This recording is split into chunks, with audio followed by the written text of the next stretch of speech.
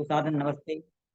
शक्ति जिनके मैं अभी हम लोग सभी अच्छे भजनों की प्रस्तुति सुन रहे थे और समस्त विद्वजन श्रोतृवृंद मैं देख रहा हूँ आज हमारे बीच में सम्मानीय आचार्य श्रीयस जी पधार चुके हैं। आपका स्वागत है। और जैसा कि पिछले दिनों आपके द्वारा हम लोगों ने योग दर्शन के ऊपर बहुत अच्छी व्याख्याएं सुनी थी, उसी को आगे बढ़ाएंगे और उसका हम लोग लाभ लेंगे, लाभ उठाएंगे। योगा चित्त वृत्ति निरोधा, इसके ऊपर बहुत अच्छे विस्तार से आपने प्रथम सूत्र से लेकर कई सूत्रों तक आगे हम लोगों को बताया था। आज हम लोग पुनः आपके द्वारा उसका लाभ लेंगे। सम्मानीय हमारे आचार्य प्रिय जी, स्वागत है आपका, आए और हम लोगों को इसका लाभ उठाएं। सबको नमस्ते। इस समय हम परम पिता परमात्मा के मुख्य नाम ओम का उच्चारण करते हुए सर्वत्र परिपूर्ण व्यापक हमारे अपना परमानंद स्वरूप हमारे सर्वरक्षक परम हितैषी उस प्रभु को स्मरण करते हैं ओम का उच्चारण पूर्वक। ओ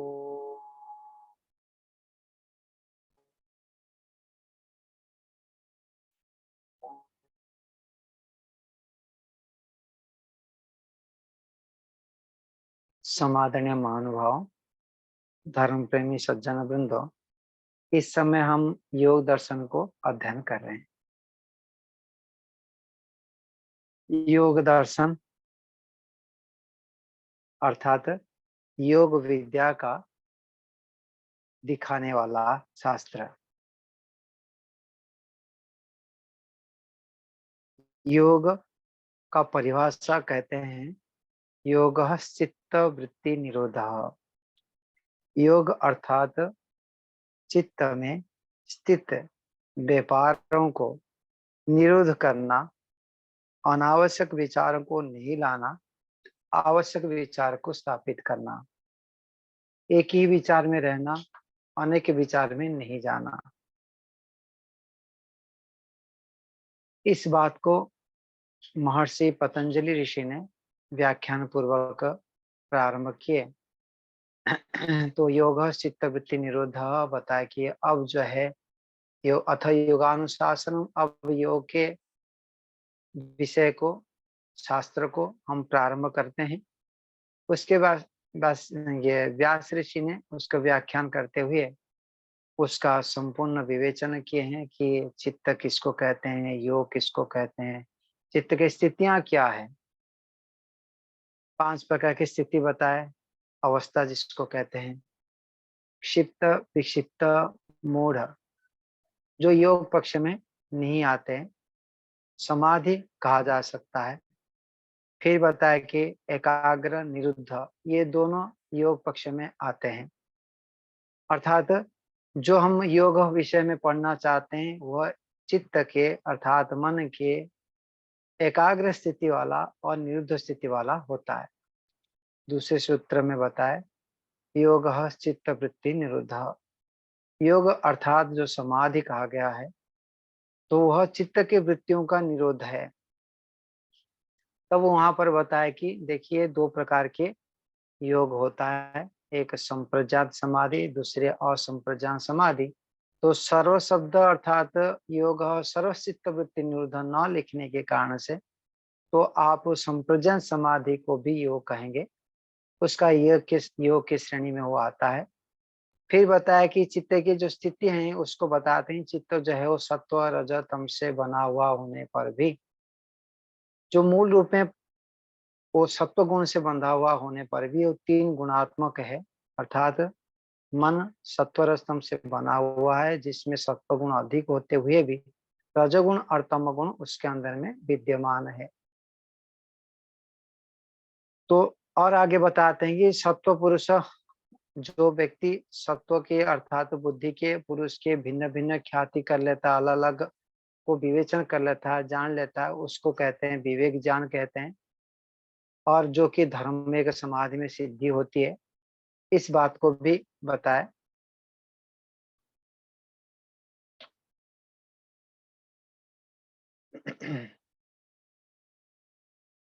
नहीं, मैं गलत बता रहा हूँ कि दूसरे सूत्र में, दूसरे पाद के जो दूसरे प्रथम पाद के जो दूसरे सूत्र में भाष्यकार ने चित्त के वृत्तियों की स्थितियों को विश्लेषण किए हैं।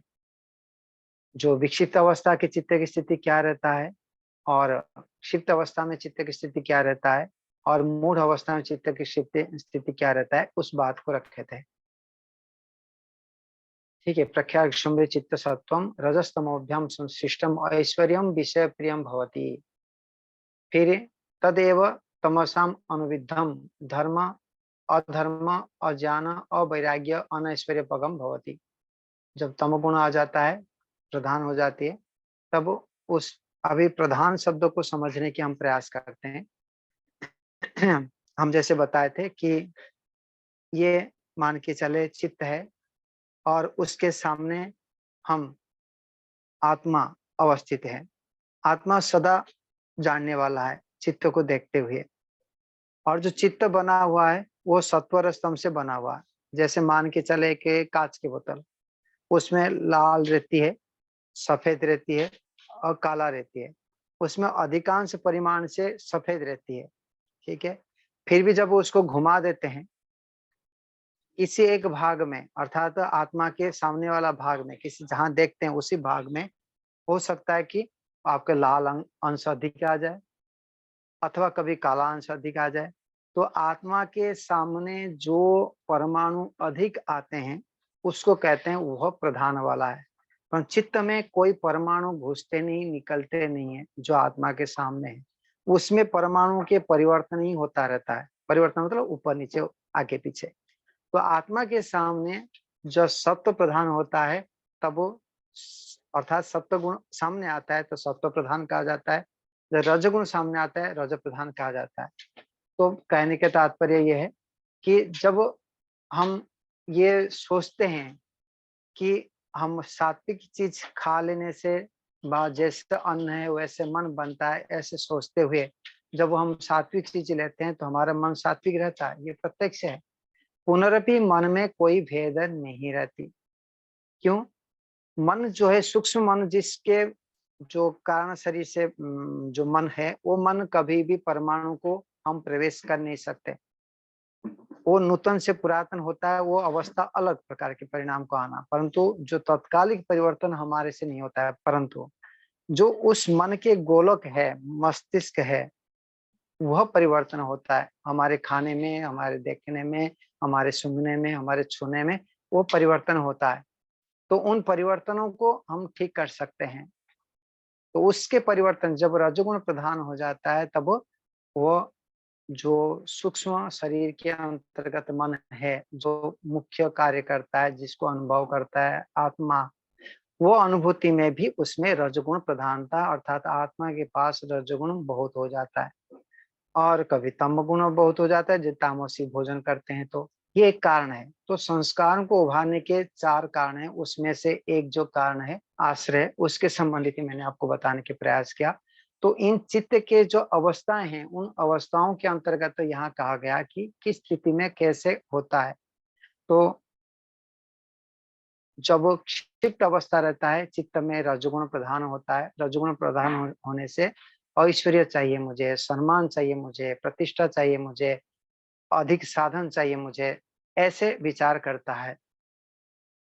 धर्म करो, सम्मान को प्राप्त करो, इस प्रकार से इच्छा करता है। जब वो तमगुण उसमें आ जाता है, अनुबिंद हो जाता है, छिद्र कर लेता है, तब वो अधर्म, अज्ञान और वैराग्य अनैश्वर्यम भवति, वो मूढ़ अवस्था स्थिति है। अर्थात जो मिला है वही मुझे मिलता रहे, मैं छोड़ने वाला नहीं हूँ।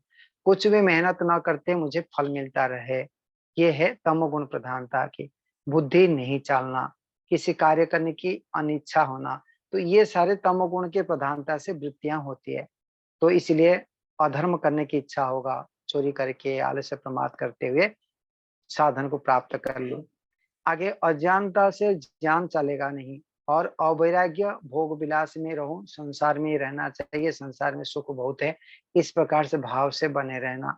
तो अवैराग्यपना अर्थात अयथार्थपना, गंदगी को अच्छा मानना, झूठ को सत्य मानना, हाँ, जड़ को चेतन मानना है, चेतन को जड़ मानना, ऐसे जो विपरीत विद्या से जुड़े हुए रहना, यह है अवैराग्यपना।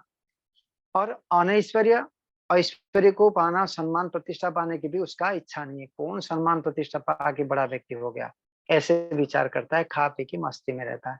तो इसको कहते हैं तमोगुण के प्रधानता। ये मूढ़ अवस्था की स्थिति है, इसको भी रखें। तदेव प्रक्षीण मोह आवरणम, उसमें मोह आवरण जब हट जाता है, जो अविद्या के आवरण हट जाता है, तमोगुण के आवरण जब हट जाता है, तब क्या होता है?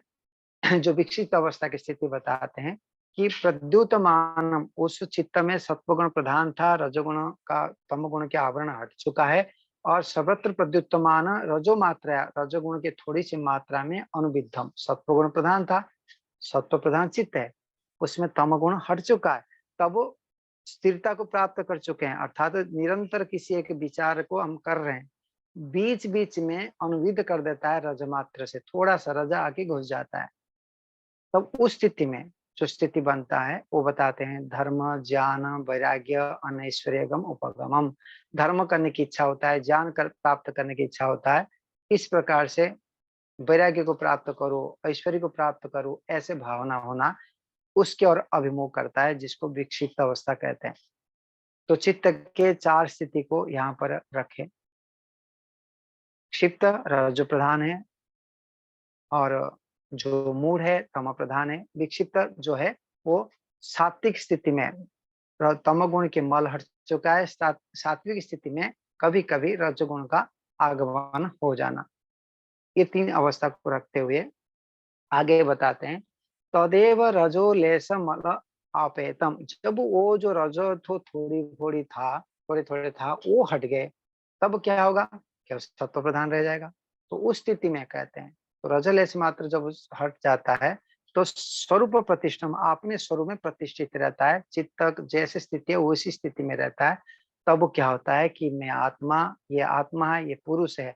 तो शरीर और पुरुष, सत्व और पुरुष, मन बुद्धि आदि सत्व और पुरुष का अन्यथा ख्याति मात्रम, जो अन्यथा ख्याति प्राप्त कर लेता है, जिसको धर्ममेघ नामक उपाधि दिया गया है। तो विवेक ख्याति भी कहते हैं इसको, एकाग्र स्थिति को कहते हैं। उस एकाग्र स्थिति को समाधि कहते हैं। जो ध्यानी व्यक्ति, योगी व्यक्ति, वह ये प्रसंख्यान व उत्कृष्ट ज्ञान को प्राप्त कर लेता है। कौन बता रहे हैं? ये व्यास ऋषि ने बता रहे हैं। अनेक गवेषणा करते हुए अपने स्थिति को बनाते हुए कहते हैं, तो योगी व्यक्ति एकाग्र अवस्था को, चित्त को कर लेता है, तब वह ध्यानी व्यक्ति क्या करता है? प्रसंख्यान, अर्थात परम प्रसंख्यानम आचक्ष्यते। तो योगी व्यक्ति तो उत्कृष्ट ज्ञान को प्राप्त करता है, ऐसे विद्वान लोग को योगी लोग कहते हैं। आगे क्या वो ज्ञान को प्राप्त करता है, वो बहुत बढ़िया चीज है, उसको समझने की प्रयास करते हैं। वो चित्त की स्थिति को बता रहे हैं, चित्त और आत्मा का पृथक ज्ञान होना। देखो ये एक प्रारंभिक स्थिति है, हमारे लिए बहुत क्लिष्ट हो सकता है, परंतु स्थिति प्रारंभिक योगाभ्यास के प्रारंभिक स्थिति है कि मैं और यह शरीर भिन्न भिन्न है, मैं और ये बुद्धि भिन्न है, मैं और इस विचार भिन्न है।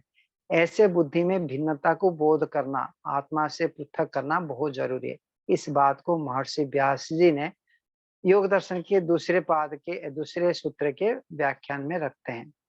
क्या लिखते हैं कि चिति शक्ति अपरिणामिनी अप्रतिसंक्रमा दर्शित विषया शुद्धाश्च अनंता। तो ये आत्मा के परिचय, आत्मा के लक्षणों को बताते हुए मन की परिभाषा बताने के लिए जा रहे हैं। बता रहे हैं कि जो चिति शक्ति, जो उसको पुरुष कहते हैं, आत्मा कहते हैं, जो चेतन शक्ति है, जो जानने वाला है, जो अनुभव करने वाला है, इसको कहते हैं चेतन शक्ति, चिति शक्ति, जिसको हम आत्मा कहते हैं। तो ये चिति शक्ति क्या है? उसका कैरेक्टर अपरिणामी, परिणामी मतलब विकृति हो जाना, अपरिणाम विकृति नहीं होना। जैसे कहते हैं ये दूध था और ये परिणाम को प्राप्त कर लिया, दही बन गया, उसका अस्तित्व परिवर्तन हो गया। आम था वो सड़ गया, तो वो परिणामी को प्राप्त कर लिया। दाल था वो सड़ गया, तो उसको पुराना हो गई, गंध मारने लगा, तो परिणाम को प्राप्त हो गया। अर्थात एक सत्ता रूप में यथार्थ रूप में था, उसमें कुछ अवयव घुस गए कि वह कुछ अवयव निकल गए, जो स्थिति में रहना चाहिए था वो स्थिति में नहीं रहा। इसको क्या कहते हैं? परिणामिनी। जब वो वस्तु के अंदर में अवयव निकल जाते हैं अथवा कुछ अवयव घुस जाते हैं, तब वो परिणाम को प्राप्त कर लेते हैं। तो ऐसे अपरिणामिनी चित्ती शक्ति है। आत्मा ऐसे परिणाम में नहीं आता।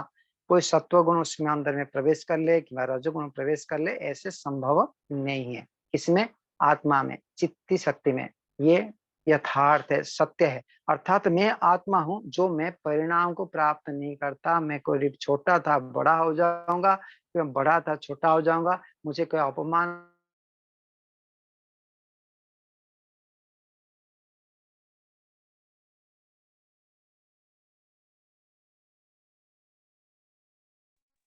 तो मैं कह रहा था अपरिणाम को प्राप्त होना मतलब जो जैसे स्थिति में मैं कल था आज भी वही स्थिति में ही हूँ। मैं कभी छोटा था आज बड़ा हो गया हूँ, ऐसा नहीं है।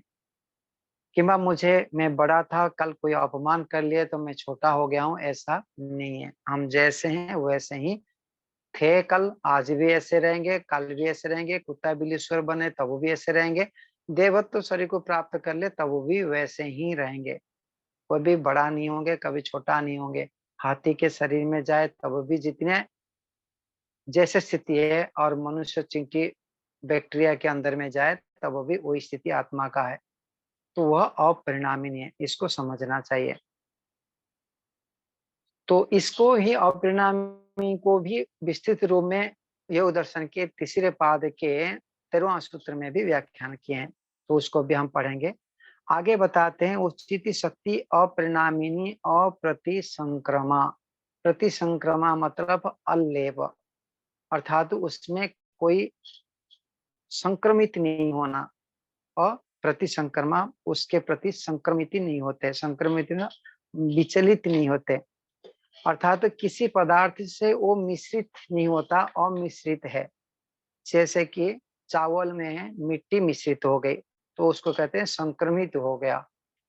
हिंदू मुसलमान के संक्रमित से कोई वस्तु कोई व्यक्ति बनता है जब, तो संक्रमित कहते हैं ना, संकर व्यक्ति जैसे कहते हैं तो व्यवहार में। तो ऐसे अप्रतिसंक्रमा अर्थात मिश्रण से रहित, तो बुद्धि आदि से मिश्रण से रहित है। हम कहते हैं कि मैं क्रोधी हूँ, हम क्रोधी नहीं होते। आत्मा में कोई क्रोध बोल की चीज घुसा नहीं है। कि मैं कामी हूँ, मैं लोभी हूँ, ये जो व्यवहार करते हैं यथार्थ में आत्मा नहीं होता है। आत्मा तक वो स्थिति नहीं बनता है। जो कुछ है वो मन के बीमार है। तो यहाँ पर अप्रतिसंक्रमा अर्थात निर्लेप है, अविचलित है, जैसे को वैसे हैं। तो वो घुलता मिलता नहीं है, किसी पदार्थ से घुलता मिलता नहीं है। जैसे पानी और दूध मिल जाते हैं, ऐसे स्वभाव वाला नहीं है। वो कभी भी एक आत्मा दूसरे पदार्थ से मिलजुल जाए, यहाँ तक दूसरे आत्मा से मिल जाएगा, एक हो जाएगा, संभव नहीं। कि भाई एक आत्मा ईश्वर से मिलके ईश्वर से लीन हो जाएगा, ऐसा नहीं है। वो घुलने मिलने स्वभाव वाला नहीं है, अप्रतिसंक्रमा है। तो व्यवहार काल में हम सोच लेते हैं ऐसे कि मैं छोटा हो गया हूँ, मैं मर गया हूँ, मैं कट गया हूँ, कि मेरे से हाथ कट गया तो मेरा आधा अंग ही कट गया। ऐसे से विवेचन मन में आता है, ये दुर्भावना है, ये गलत विचार है। तो इसलिए चिति शक्ति अपरिणामिनी अप्रतिसंक्रमा, वो प्रतिसंक्रमित नहीं होता है कभी भी, किसी भी स्थिति में। आत्मा में कभी संक्रमित नहीं होता है, कभी ना छोटा होता है ना बड़ा होता है। कोई पदार्थ उसमें मिलते हैं ना घुलते हैं ना निकलते हैं। तो अप्रतिसंक्रमा। आगे क्या बताया? दर्शित विषया, चित्त द्वारा दिखाए जाने वाले विषयों का दृष्टा है। वो विषय को देखने वाला है। उन विषय जैसे दिखाता है कोई, वैसे ही जानता है। अर्थात चित्त द्वारा जो दिखाए जाते हैं जाने वाला विषय है, उसका दृष्टा मात्र है। उन विषयों से भी उपरत हो जाने वाला है, अर्थात उससे भिन्न होते हुए उस वस्तु को जैसा है उसी प्रकार से समझने वाला है। जैसे दिखाता है वैसे देखता है, अर्थात देखने वाला, दर्शित विषय, विषय को देखने वाला है। कौन? आत्मा। कहाँ से देखता है? चित्त से। क्या देखता है? चित्त में जो दिखाई देगा। तो चित्त में क्या दिखाई देगा? वो इंद्रिय से संबंध रखते हुए विषय के साथ इंद्रिय क्या आता है? इंद्रिय के साथ मन के संबंध। तो प्रत्यक्ष आकार में जब इंद्रिय विषय से संपर्क करता है और जैसे कि ये रसगुल्ला है, लड्डू है, लड्डू को देखा चक्षु, तो चक्षु इंद्रिय गोलक के सामने आते हुए वो सूक्ष्म इंद्रिय इंद्रिय के पास से मन के पास जाता है, तदाकार बनते हुए। जैसे लड्डू आकार है उस प्रकार से आकारवान बनते हुए चक्षु के इंद्रिया वो मन के इंद्रिय तक आता है। मन इंद्रिया में अर्थात मन में उस तदरूप बनते हुए ये लड्डू है दिखाई देता है। जैसे कि टीवी स्क्रीन में हम देखते हैं, सामने टीवी स्क्रीन चल रहा है, उसमें हम देखते हैं, तो जैसे टीवी स्क्रीन दिखाता है वैसे अपने को अनुभव करते हैं। कभी कभी तो रोलाने रुलाने के सीन आता है तब हम रोते पड़ते हैं। तो ऐसे हम मानते हैं अपने को कि मैं ही उसको अनुभव कर रहा हूँ, ये भाव जो बन जाता है, तदाकार बन जाते हैं। उसी प्रकार से जैसे दूर से जो कंट्रोलर है बा इंद्रिय जो एंटीना वाले किसको कहते हैं, जो सैटेलाइट वाले जो भेजते हैं, दूरदर्शन वाले को भेजते हैं, जिस प्रकार से हमारे पास में पहुंचता है, जिस चैनल में जो चीज को पहुंचता है उसी को दृष्टा देखता है। इसी प्रकार से मन में जो दिखाया जाता है उसको देखता है। इच्छा करते ही आगे बताएंगे, मन के कार्य को बताएंगे, खाली इतना देखें कि ये देखने वाला है। आगे बताते हैं शुद्धाश्च अनंताश्च, तो वो शुद्ध स्वरूप है अर्थात पवित्र स्वरूप है। पवित्र किसको कहते हैं, इस बात को थोड़ी सी विचार करते हैं। शुद्ध शब्दों को हम सब प्रयोग करते हैं, लेकिन उसका परिभाषा समझने के प्रयास करेंगे तो भ्रांति हो सकता है, संशय हो सकता है। शुद्ध उसको कहते हैं मान भाव जो हमको अच्छा लगता है वो शुद्ध, ऐसा नहीं है परिभाषा। शुद्ध कहते हैं जिस वस्तु का नामकरण जिस गुण कर्म के कारण से कहा गया है। फिर बोलता हूँ, जिस वस्तु का नामकरण जिस गुण कर्म स्वभाव को लेते हुए कहा गया है, उस गुण कर्म स्वभाव में रहता है तो उसको कहते हैं शुद्ध। गोबर, गोबर, गोबर जिसको कहते हैं, मल जिसको कहते हैं, उसमें भी शुद्ध मल होता है, शुद्ध गोबर होता है, वो भी शुद्ध है उस स्वरूपतः। तो जिस स्वरूप में ऐसे ही शुद्ध जो परमाणु जिस चीजों से बनने के लिए बनते हुए वस्तु को नामकरण किया गया, ये लड्डू है, तो लड्डू जिसको कहा जाता है, ये बेसन चीनी काजू किशमिश से ऐसे मिला हुआ ये गोल पदार्थ होगा, उसको कहते हैं लड्डू। तो उस प्रकार से मिष्ठान पदार्थ को लड्डू कहते हैं। तो वो लड्डू जैसे स्वरूप है उस स्वरूप से बने रहना वो हो गए शुद्ध स्वरूप। उसमें कीड़े आ गए, उसमें फुंसियाँ आ गई किंबा उसमें पानी गिर गया, जैसे चीज़ था वो चीज़ आकार में नहीं रहा, तब वो क्या कहेंगे, ये शुद्ध नहीं रहा, अशुद्ध हो गया। तो ये एक परिभाषा हुआ कि वस्तु आकार में स्वरूप आकार में यह शुद्ध। दूसरे होता है कि आत्मा के लिए शुद्ध। जो वस्तु आत्मा के लिए कुछ वस्तु शुद्ध होते हैं, कुछ वस्तु अशुद्ध होते हैं। तो आत्मा के लिए स्वरूप तो जो वस्तु का नामकरण वो शुद्ध वस्तु हो गया वस्तु आकार में, लेकिन मेरे लिए जो आवश्यकता है जो शुद्ध है, जिसमें मुझे सुख मिले व शांति मिले, अर्थात जिसमें सत्व प्रधान है, वह शुद्ध कहा गया है शास्त्र में। और जो सत्व गुण से रहित रजोगुण तम गुण से युक्त अधिक मात्रा में है, तब वो अशुद्ध पदार्थ क्या गया है। तामसिक पदार्थ व राजसिक पदार्थ को अशुद्ध आत्मा के लिए है, परंतु सात्विक पदार्थ शुद्ध पदार्थ होता है। जैसे भोजन में शुद्ध पदार्थ उसको कहते हैं जो सत्व प्रधान होता है। झूठे अन्न में अशुद्ध हो जाता है क्योंकि उसमें तमो गुण के परमाणु मिश्रित हो जाते हैं। इसी प्रकार से जो सड़ जाता है, पुराना हो जाता है, गल जाता है, तो उसको अशुद्ध पदार्थ कहते हैं। तो क्योंकि वो पदार्थ हमारे लिए अनुचित है, दुखदायी है, और वो अशुद्ध कहा गया है रजोगुण तमोगुण को अधिक होने से। स्वरूपतः जो वस्तु जैसा है उसी प्रकार से शुद्ध कहा गया। दूध शुद्ध दूध है, अर्थात उसमें कोई पानी पानी मिला नहीं है, जिसको हम दूध कहते हैं वही चीज है, उसमें कोई मिला जुला नहीं है, तो इसको कहते हैं शुद्ध। तो ये आत्मा शुद्ध स्वरूप है, अर्थात आत्मा का स्वरूप में जिसको हम आत्मा कहते हैं वो शुद्ध है, उसमें कोई घुला मिला नहीं है, उसमें कोई अविद्या चिपकता नहीं है, कि मैं उसमें कोई लोभ क्रोध आदि आत्मा में चिपकता नहीं है। वो जैसे ही वैसे ही है। जो लोभ है, क्रोध है, किंबा काम वासना आदि जो आता है, ये सब दोष कहाँ पर है? मन में है। उस मन को रखते हुए मैं स्वयं क्रोधी हूँ, मैं स्वयं लोभी हूँ, ऐसे विवेचन करते हैं, ये हमारे मूर्खता है। तो इस शुद्धता आत्मा शुद्ध स्वरूप है और अनंत स्वरूप है, अर्थात नाश रहित है। यहाँ अनंत का अर्थ आकार के दृष्टिकोण से नहीं है, ये अल्प परिमाण वाला है, आत्मा होता है। यहाँ पर अनंत अर्थात नाश रहित है। काल के दृष्टिकोण से वो अनंत है, अनादिकाल से है, अनादिकाल तक रहेगा, कभी ना कभी उत्पन्न हुआ था, ऐसा नहीं है। प्राय तो हमारे मन में आता है कि देखो ये वस्तु उत्पन्न हुआ था, चलो ये 500 साल पहले उत्पन्न हुआ होगा, ना ना ना 1000 साल से पहले उत्पन्न होगा, ना ना करोड़ों साल से पहले उत्पन्न हुआ होगा। ऐसे हम कल्पना नहीं कर सकते। कल्पना करते करते करते अंतिम में जाने उससे भी पुराना पहले से ही था। आगे भी ऐसे बाद में नष्ट हो जाएगा, नष्ट हो जाएगा, नष्ट हो जाएगा, 500 साल के बाद, 1000 साल के बाद, 5000 साल के बाद, करोड़ों साल के बाद, 10 करोड़ के साल बाद, ऐसे सीमा आने के बाद नहीं, उसके बाद में भी रहेगा। इसके अतिरिक्त हम उसको क्रियात्मक रूप में सोच नहीं सकते। इसका सीमा नहीं है, काल नहीं है। तो इसको कहते हैं अनंत, अर्थात एंडिंग पॉइंट रिमूव्ड है, उसका एंडिंग पॉइंट है ही नहीं। तो नाश रहित को अनंत कहा गया। तो उस वाक्य क्या कहा गया? चिति शक्ति अपरिणामिनी अप्रतिसंक्रमा दर्शित विषया शुद्धाश्च अनंताश्च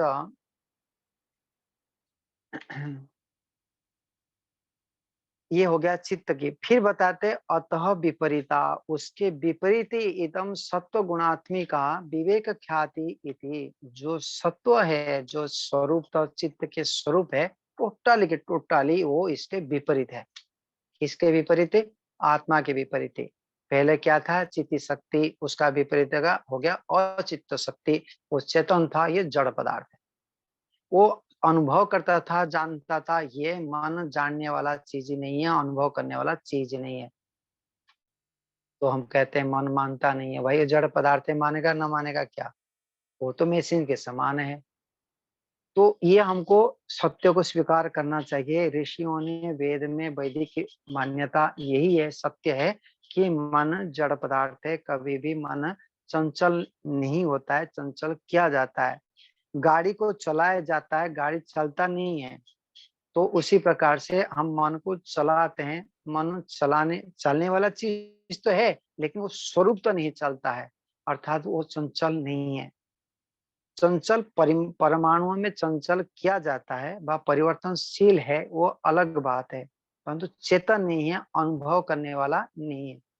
तो यहाँ पर चित्त शक्ति से विपरीत हो गया जड़ पदार्थ। अपरिणामिनी अर्थात परिणाम को, दूध को दही जैसे बन जाता है, आम जैसे सड़के खराब हो जाता है, उसी प्रकार से आत्मा नहीं होता है, परंतु मन होता है। मन में परमाणु का परिवर्तन होता है, परमाणु निकलते हैं और घुसते हैं। तो इसलिए बता दे अपरिणामी नहीं है, वो परिणामी है। तो मन के गोलक में तो परिणामी है, वो स्पष्ट देखते हैं कि मिर्ची मसाला खा लिए तो वो मन चंचल हो जाता है, नींद नहीं आती, विचार स्थिर नहीं होता, हम प्रत्यक्ष देखते हैं। कि हमने कोई कोलाहल से और संतोष, शांत साउंड नहीं है, कोई डांस गीत म्यूजिक बाजा हुआ है, शहर जाके आए, ऐसे स्थिति में मन शांत नहीं रहता है। कोई नदी के किनारे जाते हैं, कोई जंगल में जाते हैं, कोई शांत परिवेश में बैठते हैं, तो शांत स्थिति अनुभूति होती है। तो ये जैसे अन्न है वैसे मन बनता है, तो परिणाम को प्राप्त करता है मस्तिष्क, ये समझ में आता है।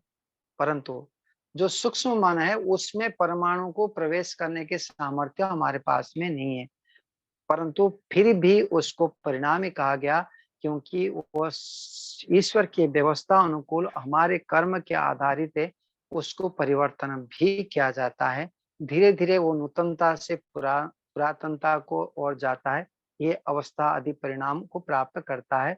इसलिए यहाँ पर परिणामी कहा गया है।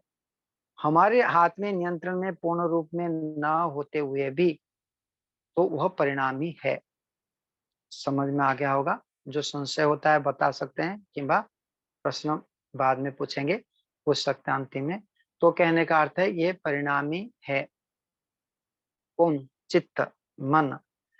अप्रतिसंक्रमा था, यहाँ उसका विपरीत मन जो है प्रतिसंक्रमित होने वाला, अर्थात मिला जुला वाला है ये मन। आगे हो गया दर्शित विषय, वो दर्शित विषय नहीं है, अर्थात वस्तु को जानने वाला, अनुभव करने वाला व्यक्ति नहीं है, सत्ता नहीं है। आत्मा ऐसे सत्ता है जो जानता है, दूसरे से जानता है। मन ऐसे सत्ता नहीं है जो दूसरे से जानेगा। शुद्ध नहीं है, अशुद्ध है, क्योंकि उसमें रजगुण तमगुण मिला हुआ है। जो स्थिति में बने हुए रहना चाहिए क्षण मात्र में घूम जाता है, वो परिवर्तन हो जाता है, शुद्ध स्वरूप में रहता नहीं है। और अनंता नहीं है, वो सृष्टि प्रारंभ में उत्पन्न करके दिए हैं, सृष्टि समाप्ति में वो नष्ट कर दिया जाएगा, वो अंत है ही नहीं। और जब हम मुक्ति में चले जाएंगे तब वो भी नष्ट हो जाएगा। चित्त, मन दो स्थिति में प्रलय काल में समाप्त होता है। और कब समाप्त होता है? जब मुक्ति में हम जाएंगे तब मुक्ति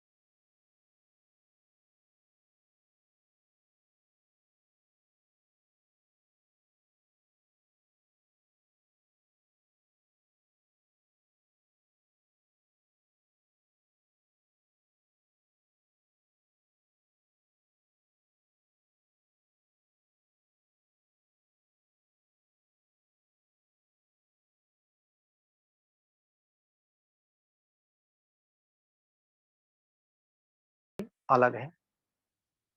ये हो गई थ्योरेटिकल। अभी क्रियात्मक रूप में हम समझने के प्रयास करते हैं। आत्मा चीज क्या है, अर्थात मेरा स्वरूप क्या है, ये मन बुद्धि आदि के स्वरूप क्या है। थ्योरेटिकल हम जान लिए कि एक दो सत्ता है, भिन्न भिन्न सत्ता है, विपरीत धर्म वाला है। ये महर्षि व्यास जी ने पतंजलि ऋषि योग दर्शन शास्त्र के अनुकूल बता दिए। परंतु हम प्रैक्टिकल अनुभव करने की कैसे करें, महानुभाव, उसका भी हमको आदर्श गुरु के सानिध्यता के बैठते हुए इसको भी सीख लेना चाहिए। जब तक ज्ञान को क्रियात्मक रूप में देने के लिए प्रयासरत नहीं है, तो वो हमारे विद्या केवल शाब्दिक रहेगा। उसके परिणाम से केवल अभिमान बाई प्रोडक्ट उत्पन्न होता रहेगा। अभिमानी बनेंगे परंतु यथार्थ रूपी नहीं बनेंगे। जैसे मूर्ख थे वैसे ही मूर्ख बने रहेंगे। तो इसलिए व्यवहार रूप देने के लिए भी प्रयास करना चाहिए। मैं हूँ, यह अनुभूति होना, यह आत्म स्वरूप का बोध है। मैं कैसा हूँ, मैं हूँ अनुभूति जो है, मैं बचपन से जैसा अनुभूति कर रहा हूँ मैं हूँ बोल के, वो अनुभूति को देखे शांत चित्त से, एकाग्र चित्त से, वही स्वरूप वाला मैं हूँ अभी भी है। तो वो जो अनुभूति है यही आत्मभूति है, आत्म अनुभूति है। आत्मा के जो गुण आदि है, इच्छा प्रयत्न आदि, उनको हम देख सकते हैं जब वो निरुद्ध अवस्था को संपादित करते हुए, अथवा किसी विषय को निर्विषय कहते हैं, विषय को मैं उठाऊंगा नहीं, इस बात को स्थापित करते हुए एकाग्र स्थिति में बैठते हुए हम विवेचन करना आरंभ करें। और उस प्रकार से आत्मा को मन बुद्धि से पृथक विवेचन करने का क्रियात्मक रूप अभ्यास किया जा सकता है। तो ये भी ज़रूरी है, उसके लिए प्रयास करना, उसके लिए आदर्श मार्गदर्शक के पास में बैठे हुए सीखने का भी प्रयास करना चाहिए। धीरे-धीरे हम योग दर्शन पढ़ेंगे तो उस विषय में चर्चा भी धीरे-धीरे करेंगे, कुछ प्रैक्टिकल भी करने के प्रयास करेंगे। तो यहाँ पर बता दिए कि विवेक ख्याति इति, तो उस एकाग्र अवस्था में विवेक ख्याति होता है। अतः तस्याम विरक्तस्य चित्तम ताम ताम उपख्यातिम निरुणद्धि तद अवस्थम संकरो उपगमम भवति, संस्कार उपगमम भवति। तो जब वो ये विवेक ख्याति हो गया, एकाग्र स्थिति को संपादित कर लिए, और मैं आत्मा हूँ, यह मन बुद्धि आदि पृथक है, ये विवेचन हो गया, इसको कहते हैं संप्रज्ञात समाधि। तो इन संप्रज्ञात समाधि व एकाग्र स्थिति का होने के बाद, आत्मा अनुभूति हो जाने के बाद भी एकाग्र स्थिति में आत्मा प्रयत्न करता है, स्वरूप को जानने के लिए बार बार आवृत्ति करता है, खोज करता है, प्रयत्न करता रहता है। तो उसको कहते हैं एकाग्र स्थिति।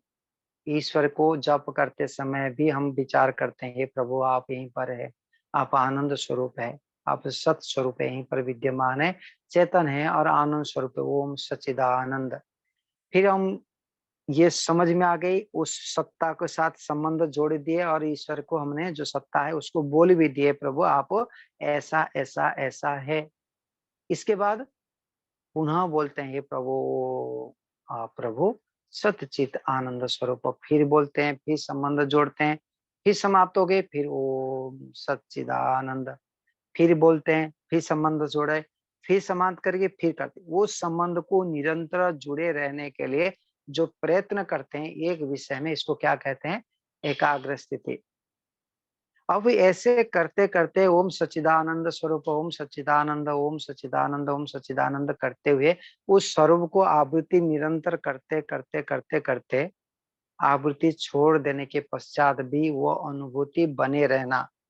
जैसे साइकिलिंग को पेडलिंग करते हैं, पेडलिंग करते हैं आगे बढ़ते हैं, पेडलिंग करते हैं आगे बढ़ते हैं, पेडलिंग करते हैं आगे बढ़ते हैं, और पेडलिंग छोड़ दिए तब भी आगे बढ़ते जाते हैं, उस स्थिति का नाम है निरुद्ध अवस्था। जो संस्कार मात्र से बने रहता है, संस्कार मात्र से शेष रहता है, उस निरुद्ध अवस्था वाले चित्त को कहते हैं निरुद्ध अवस्था। अर्थात प्रयत्न नहीं है आत्मा का, प्रयास नहीं है, परंतु वृत्तियां एक विचार निरंतर बनी रहना एक बहुत दुर्लभ स्थिति है। इस स्थिति को प्राप्त करते ही परमपिता परमात्मा के गुणों को, क्योंकि वहां पर विरक्त हो चुका है स्थिति में, कामनाओं से तो रहित ही, पहले से ही लौकिक कामनाओं से रहित हो चुका है, आत्म साक्षात्कार कर लिया। आत्म साक्षात्कार के पश्चात आत्मा का बोध में भी तृप्त न होते हुए, अर्थात उसमें कमी दिखाई देते हुए, उसमें दोष दिखाई देते हुए, परमपिता परमात्मा के प्राप्ति के उद्देश्य से जो प्रयत्न करता है, और उस प्रयत्न से एकाग्रता से हट करके जब निर्दोष स्थिति को प्राप्त कर लेता है, तो परमपिता परमात्मा अपने स्वरूप को बोध कराते हैं। ये आगे आएगा। अभी वर्तमान ये कहना चाहते हैं, चित्त के उस विरक्त आत्मा का, योगी का, जो विवेक ख्याति हो गई और विरक्त हो गया, संसार मेरे काम का नहीं, वह आत्मा भी मेरे काम का नहीं, तो ये आत्मा को जान लेने से मैं तृप्त सुख को प्राप्त कर लूंगा, जो प्राप्त करना था प्राप्त कर लिया, ऐसी स्थिति मेरे नहीं बन पाएगा। तो जानना पड़ेगा परमपिता परमात्मा को, जो पूर्ण है, जो अपरिणामी नहीं है, अप्रतिसंक्रमा भी है, शुद्ध स्वरूप भी है और अनंत स्वरूप भी है। तो ऐसे स्वरूप वाला जो मेरे अनुकूल है, मैं जानता हूँ वो भी जानता है, संसार के वस्तु तो सब जड़ है, परमपिता परमात्मा को मुझे जानना चाहिए मानते हुए उस विरक्त व्यक्ति, उस राग रहित से हुआ व्यक्ति, उसको कहते हैं विरक्त। तो संसार के रक्त भावना नहीं है, आकर्षण भावना नहीं है, ऐसे विरक्त व्यक्ति, राग द्वेष से रहित हुआ व्यक्ति उस प्रकार के चित्त बन चुका है, और परमपिता परमात्मा को प्राप्त के उद्देश्य से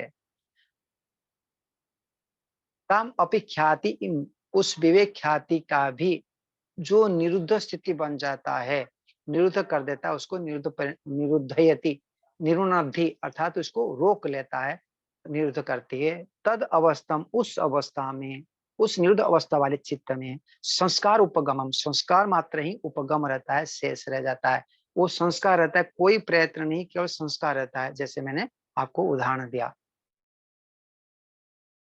भवती, वो संस्कार मात्र में वो रहता है।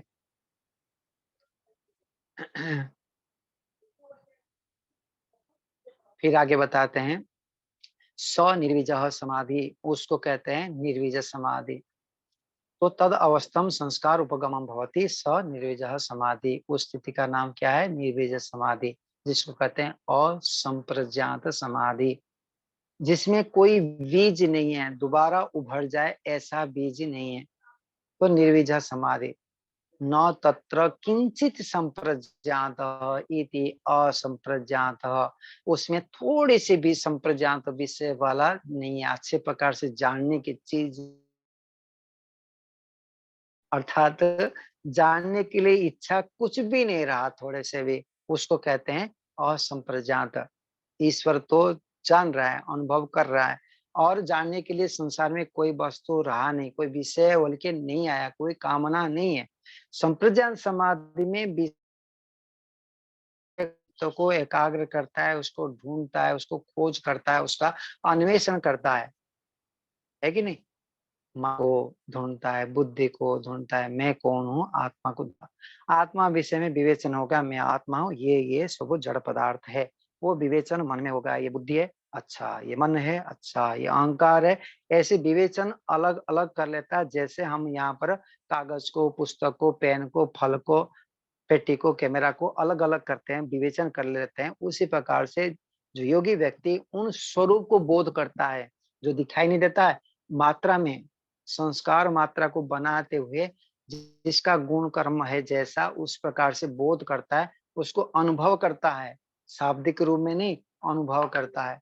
उस विवेचन करके कामनाओं का पूर्ण कर दिया, देख लिया, इसको जान लिया, बहुत कुछ मिला है, हमारे लिए तो दुर्लभ है, परंतु उसको मिल जाने के पश्चात भी उसको बोलता है ये हो गया, इसको देख लिया, इसको जान लिया। जैसे एक व्यापारी व्यक्ति जान लेता है कि झाड़ू लगाने से कितने सुख है, कितने दुख है।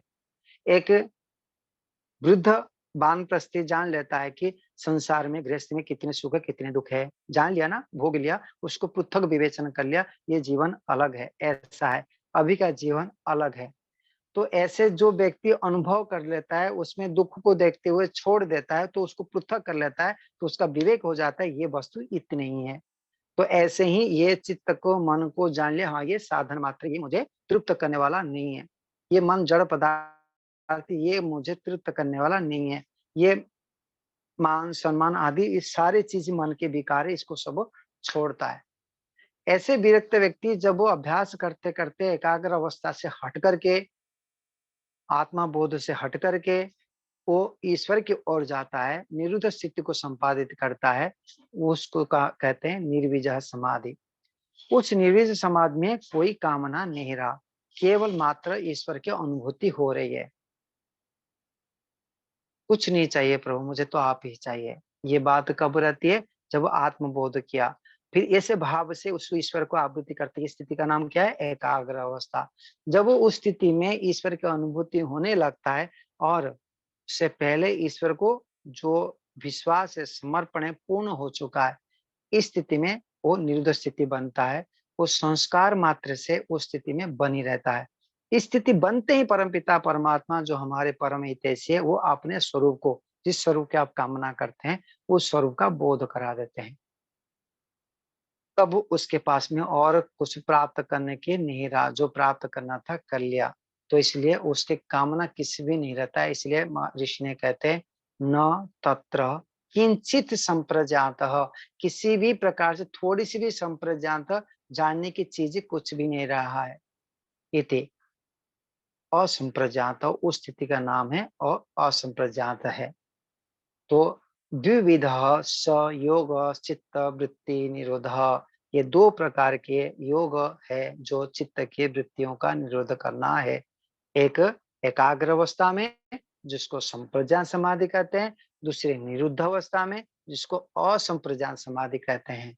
तो ये दो प्रकार के योग चित्त वृत्ति निरुद्ध इति द्वितीय सूत्र का परिभाषा समाप्त किए। तो महानुभाव, दोनों सूत्र में संपूर्ण रूप में योग विद्या को संक्षेप में पूर्ण कर लिए कि चित्त को रोकना योग विद्या है, और वो चित्त 5 प्रकार के अवस्था वाला है, ऐसे धर्म वाला है। इस अवस्था को अर्थात एकाग्र अवस्था को योग कहते हैं, और उससे बढ़कर के जो निर्ध अवस्था है उसको भी योग कहते हैं। उस स्थिति में ऐसे अनुभव होता है, इस स्थिति में ऐसे अनुभव होता है, वो विवेचन सूक्ष्म रूप में कर लिए। आगे इसका विस्तार देंगे। तो तीसरे सूत्र में कहते हैं तद अवस्थे चेतसी विषय अभावात बुद्धि बोधात्मा पुरुष किम स्वभाव। भाई आपने बताया तो विषय से पृथक हो जाएगा और संप्रजात हो जाएगा, कुछ भी जानने की चीजें रहा नहीं। जो जानने की चीजें रहा नहीं, तो चित्त का काम क्या है? वो क्या करता है? चित्त, चित्त के विषय के अभाव हो गया, अभाव होने से बुद्धि बोधात्मा, वो बुद्धि और बोध करने वाला आत्मा पुरुष, ये किस स्थिति में रहते हैं? जानने वाला आत्मा भी है, वो तो कभी छूटने वाला नहीं। दिखाने वाला बुद्धि है, वो भी किस स्थिति में वो पृथक होने वाला नहीं। दिखाने वाला बुद्धि है और जानने वाला आत्मा है, तो वो किस स्थिति में रहते हैं? जो अभी निरंतर एक दूसरे को देखते, एक दिखाता है, दूसरे देखते रहते हैं। तो वो किस स्वरूप में रहते हैं, किस स्वभाव में रहते हैं, बताइए। तो शिष्य ने ये पूछे तो पतंजलि ऋषि ने कहते हैं, तदा द्रष्टुः स्वरूपे अवस्थानम, तदा द्रष्टुः स्वरूपे अवस्थानम। सूत्र को याद करने के लिए भी प्रयास करना चाहिए। तदा द्रष्टुः स्वरूपे अवस्थानम, व्यास भाष्य ने एक वाक्य में पूर्ण कर दिए। स्वरूप प्रतिष्ठाम तदानीम चित्ति शक्ति यथा कैवल्य। तो बता दिए कि जैसे स्थिति में, चलो पहले सूत्रार्थ करते हैं फिर आगे समझ में बताएं। तदा द्रष्टु स्वरूप अवस्थानम, तदा अर्थात तो उस असंप्रज्ञात समाधि के स्थिति में, दूसरे सूत्र में असंप्रज्ञात स्थिति को बताए थे। तो उस असंप्रज्ञात समाधि के स्थिति में अर्थात निरुद्ध अवस्था में, अर्थात ईश्वर की अनुभूति समय में, समझ में आ रहा है? द्रष्टु स्वरूपे अवस्थानम, द्रष्टु अर्थात देखने वाला, जीवात्मा भी देखने वाला है, परमात्मा भी देखने वाला है, दोनों द्रष्टु है। तो यहाँ पर द्रष्टु जीवात्मा और परमात्मा के स्वरूपे, स्वरूपों में अवस्थानम अवस्थित होते हैं। तो इस असंप्रज्ञात समाधि काल में उस योगी व्यक्ति जब असंप्रज्ञात समाधि स्थिति में रहते हैं तो परमपिता परमात्मा के स्वरूप को, अपने स्वरूप को स्थित करते हैं, अर्थात दोनों का एक दूसरे के स्वरूप में स्थित रहते हैं और अपने अपने स्वरूप में अवस्थित रहते हैं। आत्मा भी दृष्टा है, देखने वाला है, चित्त भी सॉरी परमात्मा भी देखने वाला है, दोनों एक दूसरे को अनुभूति कर पाते हैं। जैसे आप मेरे बातों को अनुभूति कर रहे हैं, वो ईश्वर तो निकटतम है, ऐसे उनके बातों को ईश्वर भी जानते हैं, ईश्वर की बातों को आत्मा भी जानता है। ऐसे अपने एक दूसरे के स्वरूप में स्थित रहते हैं। जैसे आनंद स्वरूप है आत्मा, सॉरी परमात्मा, ऐसे आत्मा आनंद स्वरूप में परमात्मा है, शुद्ध स्वरूप आत्मा है, ऐसे शुद्ध स्वरूप में आत्मा है। व्याप्य व्यापक संबंध है, ऐसे व्याप्य व्यापक संबंध की अनुभूति हो रही है। तो जैसे आत्मा अपने स्वरूप को मैं मन बुद्धि आदि से पृथक, मैं कोई बड़ा नहीं हूं, मैं पुरुष नहीं हूं, मैं गोरा नहीं हूं, मैं काला नहीं हूं, मैं धनवान नहीं हूं, मैं गरीब नहीं हूं, मैं धनवान नहीं हूं, ऐसे विवेचन से पृथक, मैं बूढ़ा गोरा काला ऐसे कुछ भी नहीं शरीर के संबंध में, इंस्पेक्टर हूं, मैं पुलिस हूं, मैं एसपी हूं, मैं साइंटिस्ट हूं, कुछ भी नहीं, मैं आत्मा हूं, ऐसा स्वरूप वाला परमात्मा ये है। ऐसे दोनों स्वरूप में दोनों व्यक्ति रहते हैं। द्रष्टु अर्थात तो जीवात्मा और परमात्मा के स्वरूप में अवस्थानम अवस्थित होते हैं। कुछ योगाभ्यासी व्यक्तियों का इस द्रष्टु शब्द के अर्थ को भिन्न भिन्न करते हैं। तो कुछ भी करे, जो विधान है ये है जीवात्मा और परमात्मा है। यहाँ केवल जीवात्मा लेना उचित नहीं है, किंवा केवल परमात्मा लेना भी उचित नहीं है। अर्थात परमपिता परमात्मा की अनुभूति काल में भी आत्मा स्वयं में हूँ ये अनुभूति करता है। ठीक है। और परमात्मा ये हो गया दोनों ना होने से। यदि आपने परमात्मा केवल मानेंगे तब दोष आ जाएगा कि आत्मा अनुभूति नहीं करता है, ये दोष आ जाएगा। और यदि आत्मा के लिए अनुभूति करेंगे तब परमात्मा बोल के कोई सत्ता ही नहीं रहेगा। तो द्रष्टु का अर्थ यहाँ जीवात्मा और परमात्मा लेना चाहिए। और इसके व्यास ऋषि ने क्या बता दिए, स्वरूप प्रतिष्ठम तद तदानी चित्ती शक्ति ही यथा कैवल्य। उस आत्मा कैवल में, मुक्ति में जैसे स्थिति को अनुभूति करने वाला था, ऐसे स्थिति को अनुभूति करता है इस जीवन में, यहीं पर निरुद्ध अवस्था में। समझ में आ गई कितनी सुखद अवस्था स्थिति रहेगी कि निरुद्ध अवस्था में अर्थात असंप्रज्ञात समाधि अवस्था में चित्ती शक्ति अर्थात परमात्मा, सॉरी चित्ती शक्ति अर्थात जीवात्मा यहाँ पर पुरुष स्वरूप प्रतिष्ठम अपने स्वरूप में प्रतिष्ठित रहता है, स्थित हो जाता है यथा कैवल्य जैसे वह कैवल्य में, अर्थात मोक्ष के स्थिति में जैसे वो आनंदित रहता है, प्रसन्न रहता है, आधार बाधा रहित रहता है। अभी बाधा रहित को समझने के प्रयास करना तो मुक्ति के बोध करने की बहुत मजा आएगी। तो बाधा रहती, देखिए अभी किसी चीज को जानने के लिए हम चाहते हैं तब वो जान नहीं सकते। हमारा इस कमरे के पीछे क्या हो रहा है हमको दिखाई नहीं देता है सकते, किंबा दूर से किसी वस्तु को जाने, ये बाधक तत्व है। हम अभ्यास बना चुके हैं, उसके लिए हम दुःख नहीं देखते हैं। हमारा इंद्रियां हम जैसे चाहते हैं वैसे कर लेंगे, वो संभव नहीं कि इंद्रिय के सामर्थ्य सीमित होने से। तो ऐसे अनेक प्रकार के बाधक तत्व यहाँ पर रहता है। अनेक व्यक्ति के कारण से, वायु के कारण से, उष्णता के कारण से, कई प्रकार के कारण से हम बाधित होते हैं। ऐसे वहां बाधित नहीं होता है। भूख लगता है योगी व्यक्ति को, असंप्रज्ञ समाधि लगाने वाले व्यक्ति को, परंतु उसमें वो भूख के कारण से दुखी होना नहीं है। महर्षि दयानंद जीवनी को देखिए, अंतिम समय की स्थिति, शरीर में फोड़ा हो चुका है, फुट फुट के कांच के रंग, कांच निकल रहा है, फिर भी उसमें कभी ओहा नहीं किए। वस्त्र के समान ही शरीर को उन्होंने टूट फूट गया मानते हुए परम पिता परमात्मा के आनंद में आनंदित रहते थे। यह है योगी का लक्षण। उस स्थिति में कभी वो रोना पीला काटना चिल्लाना नहीं होता है, क्योंकि ये शरीर के धर्म है। जैसे हम कपड़ा फट जाता है तो हम दुखी थोड़ी होते, चिल्लाते थोड़ी है, भाई फटने का धर्म है, फट जाएगा।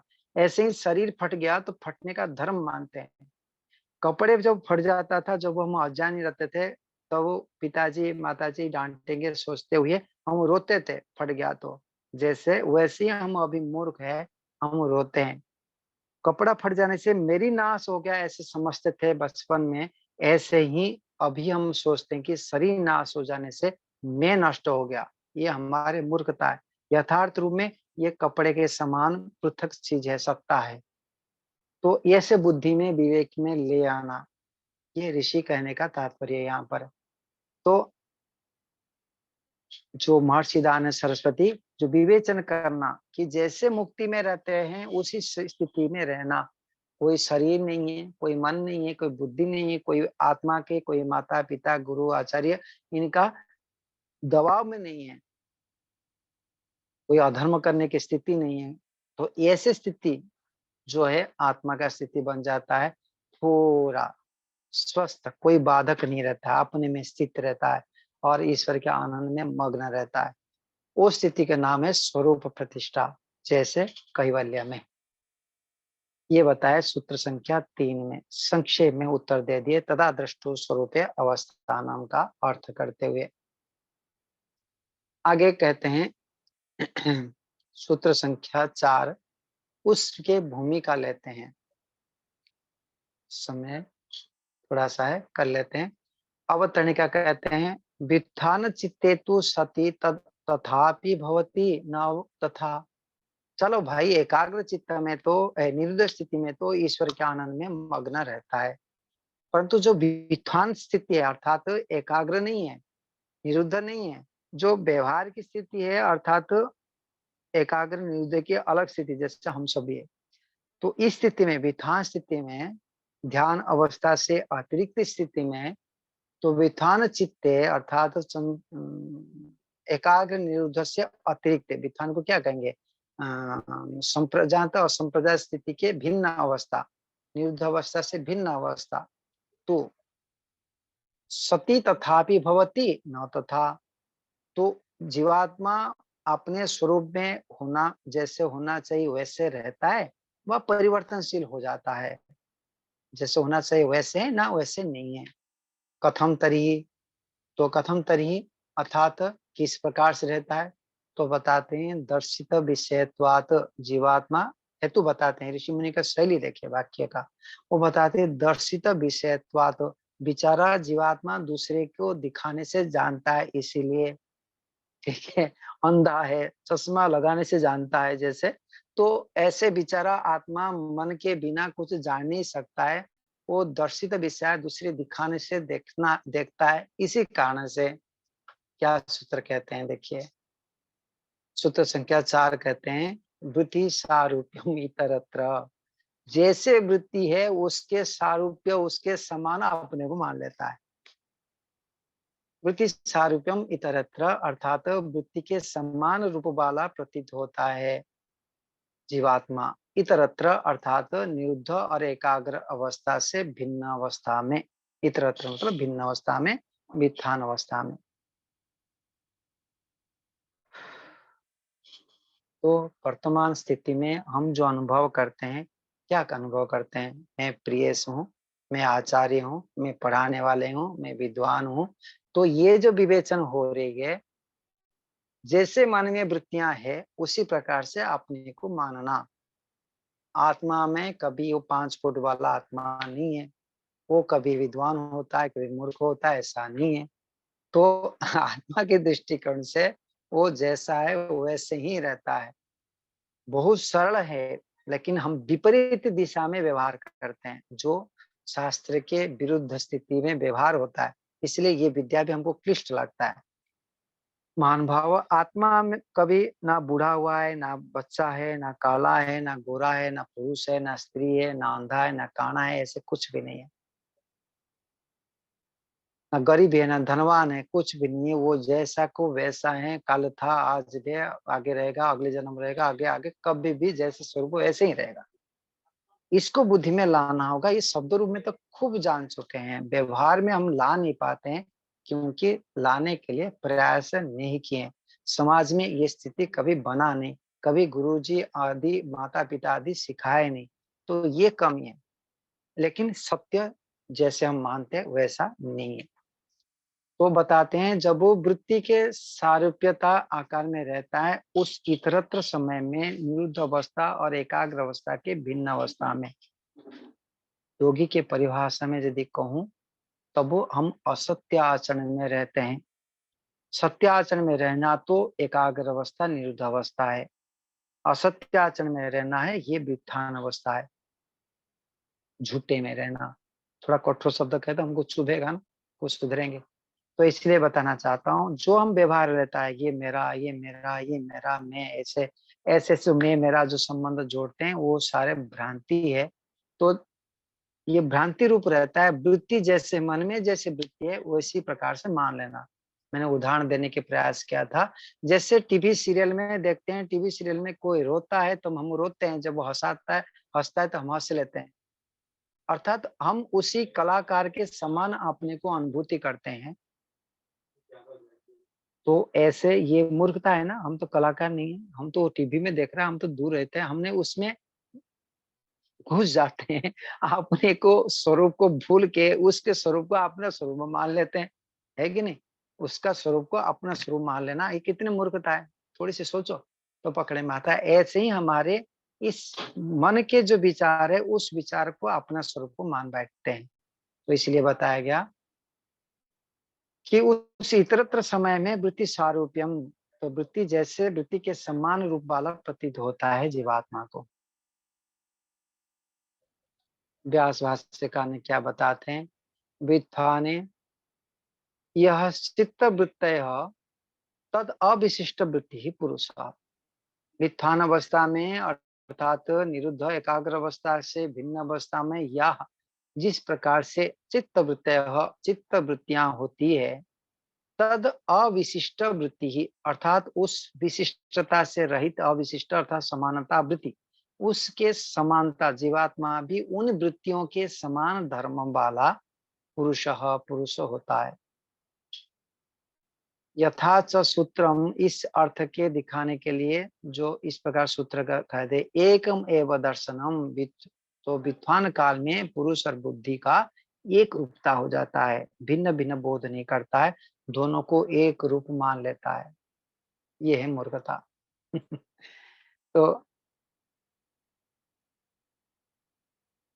तो महान भाव, यदि हम विवेकी बनना है, मनुष्य बनना है, विचार करते कर्म करने के बनना चाहते हैं, तब वो हमको योगाभ्यास करते हुए एकाग्र स्थिति को संपादित करना चाहिए। तो रजोगुण तमोगुण और सत्वगुण से युक्त यह मन, रजोगुण तमोगुण उसमें होने के कारण से, पूर्व पुरातन संस्कार के कारण से, स्मृति उभरने के कारण से, कमजोर कर्मशाय होने के कारण से, हेतु फल आश्रय आलंबन और सामने आलंबन दूषित होने के कारण से, मन में हम वृत्तियों को उठाते रहते हैं, जो अनावश्यकता है, जो विपरीत है, यथार्थ से रहित है, और उसी प्रकार से अपने स्वरूप को मानते हुए हम रहते हैं, जो अयथार्थ है, असत्य है, कठोर शब्द को तो पाप है। तो ऐसे आचरण करना हमारी मूर्खता है, क्योंकि हम योगाभ्यास से रहित होकर विपरीत दिशा में गति करते हैं। बहुत भजन सुनते हैं, लगता है वाह मस्ती है, मैं भजन सुनना मना नहीं कर रहा हूँ, लेकिन यथार्थ से रहित है। उसमें हमको आनंद लेने की इच्छा से नहीं, उसके मूल तत्व को जानते हुए व्यवहार में लाने की इच्छा करना उचित है। तो वो हम सभी इसमें पश्चाताप करना चाहिए। हम निरंतर ईश्वर का जो आदेश है उसको पालन करते हुए आगे बढ़ते जाना चाहिए। तो भाष्यकार ने ये बात को यहाँ रखे, और थोड़ा सा रहा उसको पूरा कर लेते हैं।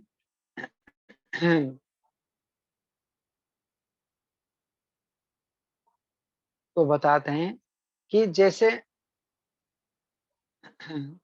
भवति पुरुषस्य स्वामिन्या तस्मिन् चित्तवृत्ति बोधे पुरुषस्य अनादि संबंध हेतु।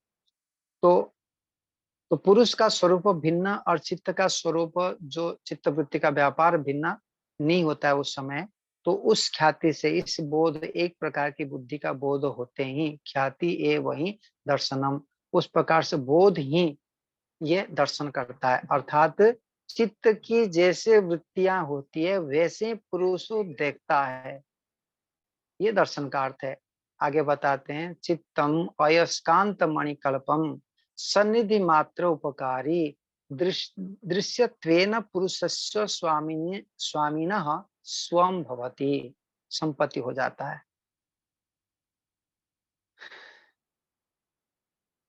तो ये कहना चाहते हैं, चित्तम, चित्त जो है, बुद्धि, अयस्कांत मणिकल्पम, अयस्कांत मणि अर्थात चुंबक को अयस्कांत कहते हैं।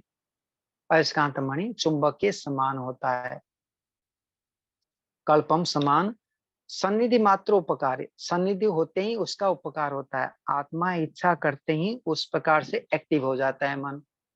कितने बढ़िया है, इच्छा करते ही मन कार्य करता है। भाई आम बोलते, देखो अभी आम के रूप आ गई, लड्डू लड्डू के रूप आ गई हमारे सामने, बोलते ही इच्छा करते ही वो स्वरूप हमारे सामने रख लेता है।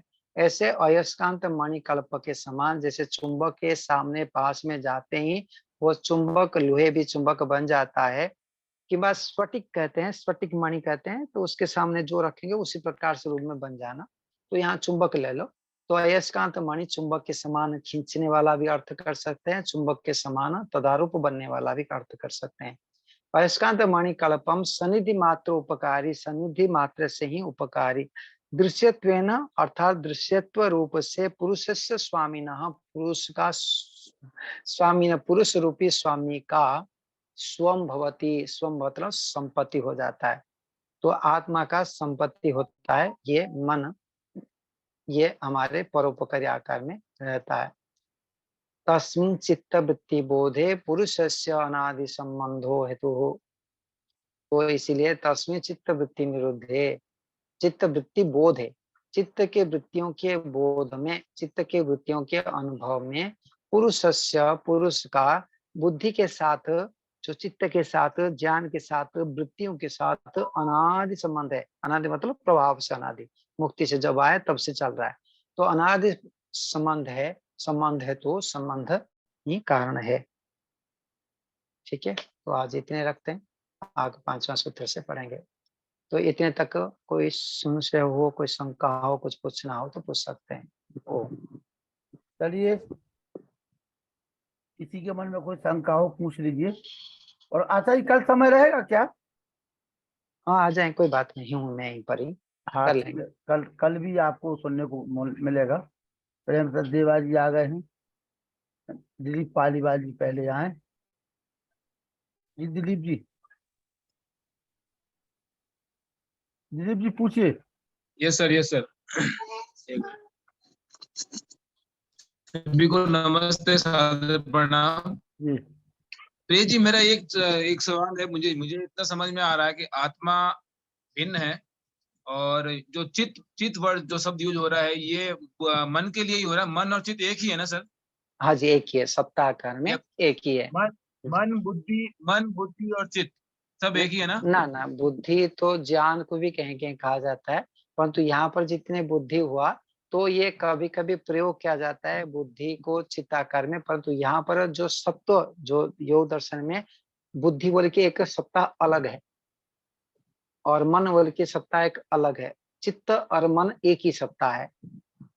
स्वर्ण करने के कारण से इसको चित्त कहा गया और संस्कार आदि के धारण धन्यवाद। करने, इंद्रिय से व्यापार करने के कारण से इसको मन कहा गया। एक रूप है और बुद्धि एक पृथक सत्ता है।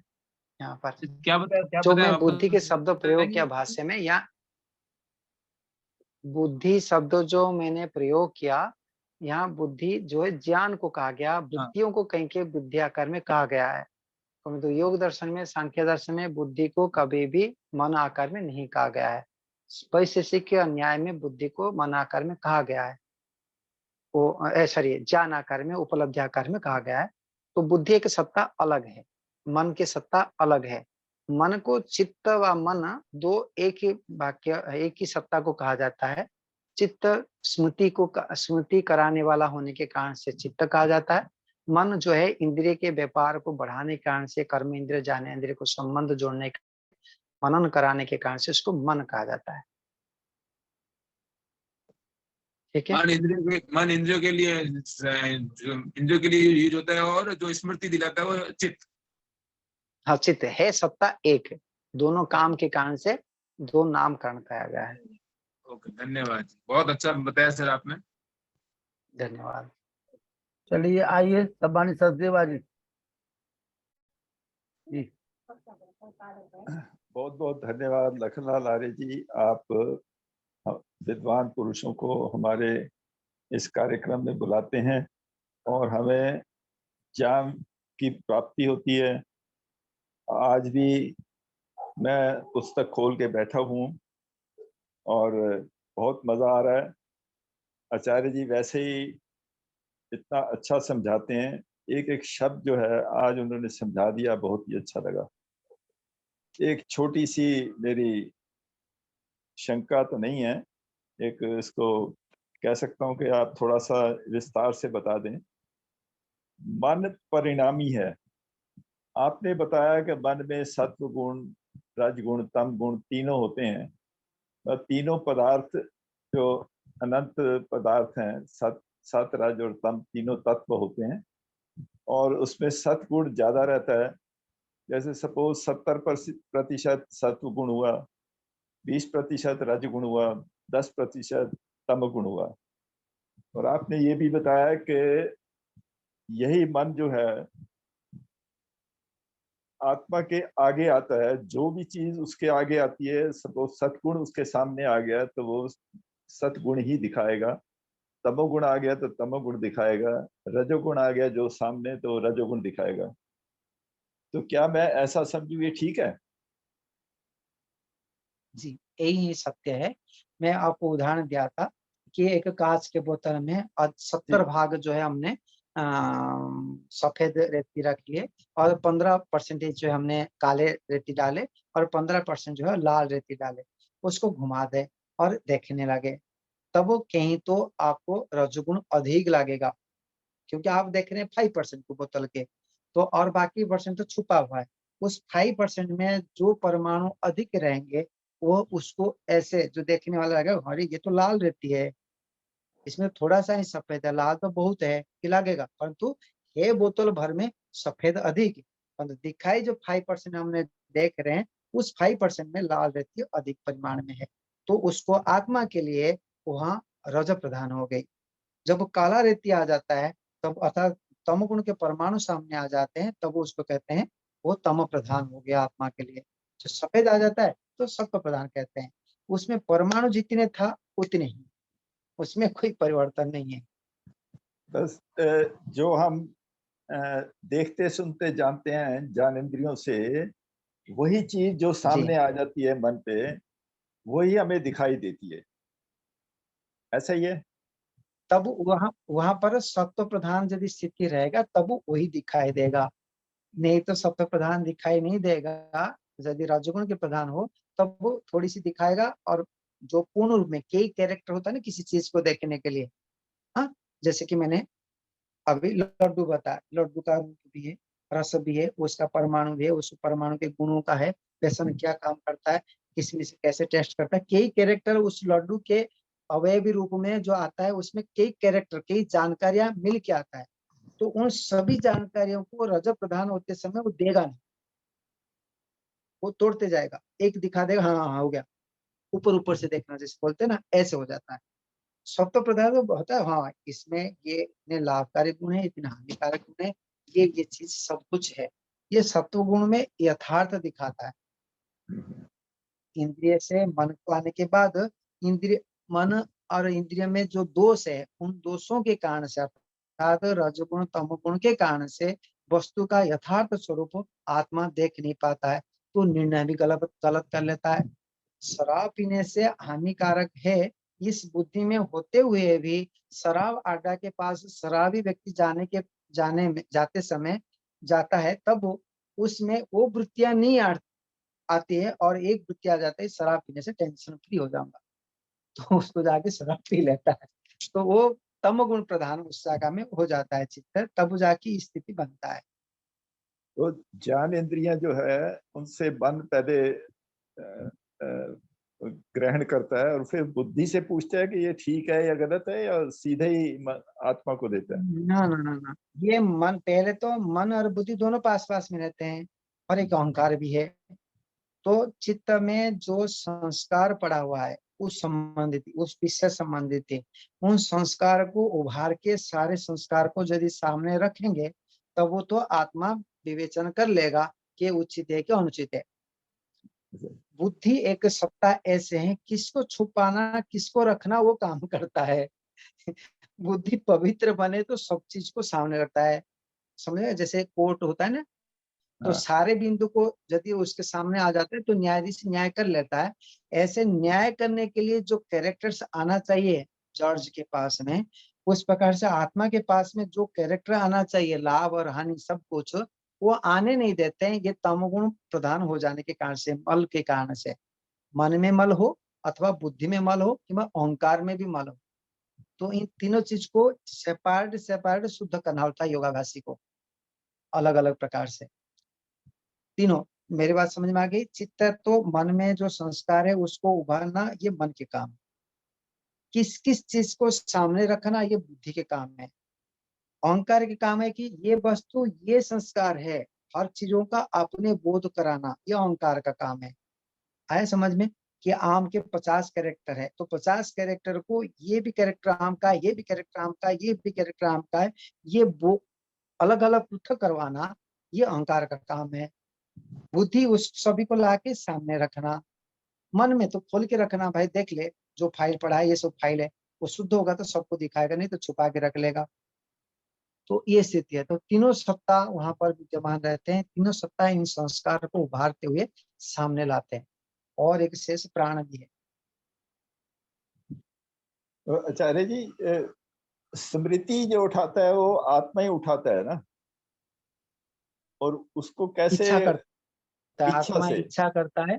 अच्छा, इच्छा। हाँ, इच्छा क्या, मैं उसको जानू, तब वो उसका परोपकारी, आप पढ़े ना, तो परोपकारी सिपाही जैसे मन बैठा हुआ है, तो उसको फट उस चीज को लाता है, जिस चीज को, भाई मैं बचपन के मैंने आम चोरी किया था, अभी इच्छा करो तो कैसे मैं गांव में आम चोरी किया था, वो अभी फटाफट स्मृति आएगी, क्योंकि अभी जो हमने याद करने की इच्छा की है, तब वो पूर्व संस्कार जो 50 साल पहले पड़ा था, वो भी उसको उखाड़ के निकाल के लाएगा मन, ले भाई ये तेरे संस्कार है, ऐसे। ठीक है आचार्य जी, तो बहुत ये बहुत स्मृति धन्यवाद। करता है संस्कार। आइए नरोला जी, पूछिए।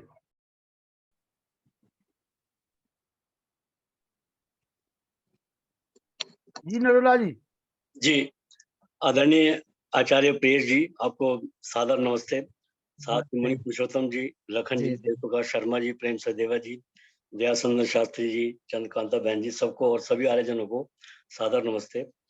आचार्य जी, आपने आत्मा के स्वरूप के बारे में और संप्रज्ञात असंप्रज्ञात समाधि और विभिन्न अवस्थाओं के बारे में बड़ा अच्छा समझाया, बहुत ही विस्तार से बताया इसके बारे में। जिसके बारे में बड़ी कम जानकारी थी, उससे काफी हमें लाभ प्राप्त हुआ सभी सदस्यों को। तो वैसे मेरी कोई ऐसा विशेष प्रश्न नहीं है, सिर्फ एक व्यवहारिक जीवन में घटित होने वाली घटनाओं से संबंधित मैं एक बात जानना चाहता था कि जैसे कई बार कोई बात होती है ना, तो लोग कह देते हैं कि अमुक आदमी ने कोई गलत काम किया, कि अमुक आदमी की आत्मा मर गई है, उसकी आत्मा बड़ी गंदी है, उसकी आत्मा जैसा लगता है उसके अंदर आत्मा है ही नहीं। तो क्या इस प्रकार के कथन देना जो है अज्ञानता का प्रतीक है, और यह संस्कारवश ही ऐसा बोलते हैं, ऐसा नहीं बोलना चाहिए? तो इसके बारे में जरा शंका समाधान कीजिए। हाँ, जैसे मैं आपके प्रश्न को समझता हूँ, जो निष्ठुर व्यक्ति होते हैं, अधार्मिक व्यक्ति हैं, तो उसका विवेचन करने के सामर्थ्य जब समाप्त हो जाता है तो उसको कहते हैं तेरा आत्मा मर ही गया, कुछ भी तो सत्य असत्य का, मान अपमान का, व्यवहार का कुछ बोध ही तेरे अंदर में नहीं है, तेरा आत्मा मर चुका है, जो कहते हैं। अर्थात तो बहुत परिमाण में अधार्मिक बन जाता है तब वो कहा जाता है। तो ये व्यवहार की शब्द है। वास्तव में आत्मा मर गया मतलब आत्मा जो विचार करना चाहिए, विवेक करना चाहिए, वो रहा ही नहीं। इतने स्वार्थी बन चुका है व्यक्ति, वो समझना ही नहीं चाहता है। तो इस कारण से बताया जाता है। ये तो वास्तव में जो दार्शनिक विद्वान होते हैं ऐसे शब्द तो प्रयोग करना नहीं चाहते, बा करते भी नहीं है। सामान्य लोग में कहते हैं आत्मा मतलब जो विवेचन करना चाहिए तेरे को, तो विवेचन किया ही नहीं। तो शरीर और मन बुद्धि को एक मान के ही बैठा है। थोड़ी सी तो विचार कर ले, मैं आत्मा हूँ, मैं शरीर से पृथक हूँ, मैं एक मेरे जन्म मृत्यु होगा तो पुनर्जन्म को प्राप्त करूंगा, आदि आदि विवेचन तो कुछ तो मान ले। तेरे आत्मा मर चुका है अर्थात तू आत्मा बोल के कोई चीज मानता ही नहीं, ये जीवन ही सब कुछ है ऐसे मानता है। तो ऐसे व्यक्ति को आत्मा मर गया कहते हैं। तो कोई पाप नहीं लगेगा, इसे झूठे नहीं कहा जाएगा। ये व्यवहार की होता है, मन का विचार में, वाणी में प्रयोग करते हैं, इसमें कोई दोष नहीं है मेरे विचार से। बाकी दार्शनिक विद्वान ऐसे शब्दों को प्राय प्रयोग नहीं करेंगे, इसको अनुचित माना इन्हें जाएगा। बुला दो। ठीक है, धन्यवाद। आइए चंद्रकांता माता जी हाथ उठा रही हैं। हाँ जी। जी प्रिय वीर लखनलाल जी, नमस्ते जी। नमस्ते जी। कितने और आज बेंगलोर के में हो कि मुख्य चंडीगढ़ में हो, कितने हो आप? हाँ जी, बेंगलोर है को चंडीगढ़? बस 17 को बेंगलोर जाना है, अभी चंडीगढ़ हूँ। चलो तो 27 अगस्त को पहुंच रहे हैं हम, 26 अगस्त को बेंगलोर। आप आ रहे हैं? 26 अगस्त को बेटे का एसएसबी का है ना, एनडीए का, उसको अच्छा, जाना है। भेजना मेरे पास इंफॉर्मेशन। हाँ चलिए, पहले शंका हाँ पूछ जी, लीजिए। ठीक है। तो आज के मुख्य वक्ता आचार्य प्रियेश जी, और अत्यधिक सुंदर शंका समाधान करने वाले हमारे भाई प्रेमचंद जी, और आदरणीय मुनि जी, व्यासनंदन शास्त्री जी तथा मेरे भ्राता अनिल जी, वेद प्रकाश जी, सबको सादर हार्दिक नमन। हाँ आचार्य जी, एक सूत्र 4 में लिखा हुआ है, वृत्ति स्वरूपम इतरत्र। जी हैं जी, तो वृत्तियों के समान रूप वाला प्रतीत होता है जीवात्मा, निरुद्धावस्था में और एकाग्र अवस्था में, भिन्न अवस्था में, अर्थात वही उत्थान अवस्था में होता है। वे उत्थान अवस्था का क्या मतलब हुआ फिर? मतलब वही जैसे अभी हम बातचीत कर रहे हैं, तो ये वित्थान अवस्था है जब वो एकाग्र अवस्था और निरुद्ध अवस्था को छोड़ करके उस हाँ अवस्था जी, में, एकाग्र अवस्था उसको कहते हैं जब वो किसी विषय को जानने के लिए, खोज करने के लिए प्रयास करते हैं और खोज कर लेते हैं। खोज करने के एक ही विषय को जानने के लिए, उस समय अन्य विषय को जानने की इच्छा नहीं है, ऐसी स्थिति का नाम है एकाग्र अवस्था, केवल एक विषय को जानना। हाँ, मैंने उदाहरण पहले भी दिया था। बच्चे को कहते हैं बेटा ध्यान से पढ़ना, अर्थात एकाग्रता से पढ़ना, एकाग्रता से रास्ता में जाना। तो जिस स्थिति में जिस कार्य को करते हैं उस कार्य के अतिरिक्त अन्य विचार को नहीं लाना। अभी हमारा क्या रहता है, जैसे मैं बोल रहा हूँ तो मैं क्या मानता हूँ कि आप भी अच्छे से समझते होंगे, दूसरे व्यक्ति भी समझते होंगे, बाकी कोई व्यक्ति खराब तो नहीं मानता होगा। अनेक विचार को रखते हुए मैं बोल पा रहा हूँ, तो ये स्थिति अपन एकाग्र नहीं है। हाँ, एकाग्र चित्त अर्थात उस विषय में लीन होकर के उस विषय में खोज करके बोलना, वो ठीक है, एकाग्र स्थिति है। जैसे आप एकाग्र में सुनते हो, अन्य विचार नहीं है, कौन पास में बैठा है, कौन क्या बोल रहा है, क्या सुन रहा है, कुछ भी नहीं है, तो इसको एकाग्र चित्त कहेंगे। इस स्थिति से अतिरिक्त समय में, इस स्थिति में तो हम किसी के साथ मन बंधा हुआ है, उसका अतिरिक्त स्थिति में हम क्या सोचते हैं, हाँ मैं अभी माँ हूँ, मैं बाप हूँ, मेरे कर्तव्य है इन बच्चों को संभालना। तो ये जो बोध हम कर्तव्य करते हुए बाहर में व्यवहार करते हैं, तो अपने को बड़ा मानते हैं, अपने को शरीर से पृथक नहीं मान पाते। आत्मा को शरीर से, बुद्धि से, विचारों से पृथक नहीं मान पाना, इसको कहते हैं व्युत्थान स्थिति। अर्थात प्राय तो मोटे भाषा में कहूँ तो मैं जो ध्यान काल में हम बैठते हैं कि मैं किसी के खोज विषय में बैठते हैं, मन में कोई आर्किटेक्ट करता है, कुछ प्लान करते हैं, इस प्रकार जो स्थिति रहता है वो एकाग्र स्थिति होता है। निरुद्ध तो सबसे टॉप स्थिति है।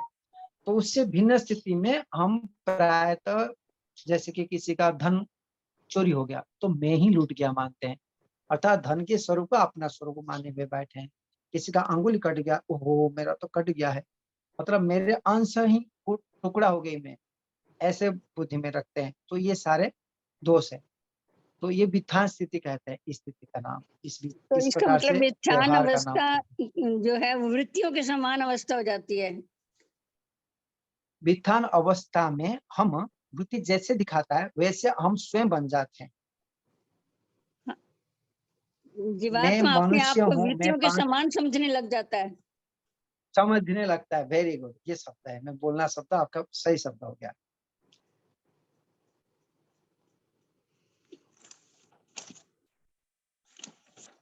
अच्छा, एक सूत्र और है, सूत्र नंबर 3।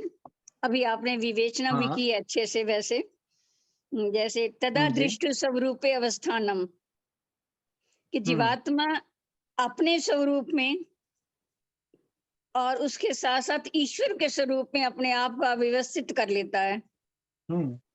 तो इसमें मतलब कि नाप तोल में कोई अंतर होता है या बराबर अवस्था में आमने सामने होकर दर्शन होते हैं?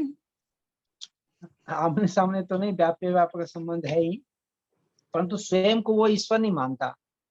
आत्मा स्वयं को ईश्वर नहीं मानते। जैसे स्वयं को हम 5 फुट वाला भी मानते हैं ना, हाँ जी। हम पुरुष मानते हैं, हम महिला मानते हैं, ऐसे वो ईश्वर को नहीं मानता। उस समय में भी आत्मा और परमात्मा के स्वरूप एक रूपता नहीं मानते।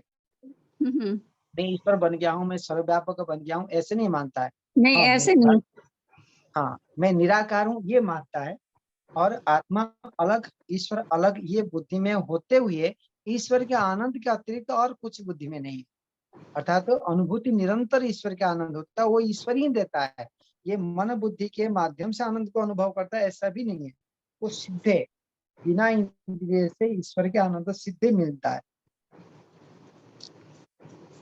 तो आनंद हो कि ज्ञान हो, जो उपलब्धि होती है वो सीधा उपलब्धि होती है। उस समय ये ईश्वर है, ये मैं हूँ, ये दोनों तत्व का बोध रहता है उस आत्मा को। बोध रहता है ना? मेरा स्वरूप, हाँ, मेरा स्वरूप ये है और आपका प्रभु स्वरूप ये है। ये आपका आनंद है, मैं आनंद को प्राप्त कर रहा हूँ। ये आपका आनंद है, ये किसी का नहीं है, आपका। ये बुद्धि में रहता है।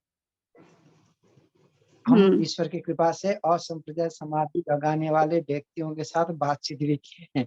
तो ये कहने का अर्थ है कि ये एक प्रत्यक्ष मैंने अनुभूति किया हूँ कैसे योगी व्यक्ति व्यवहार करता है, समाधिस्थ होते हुए भी व्यवहार करता है।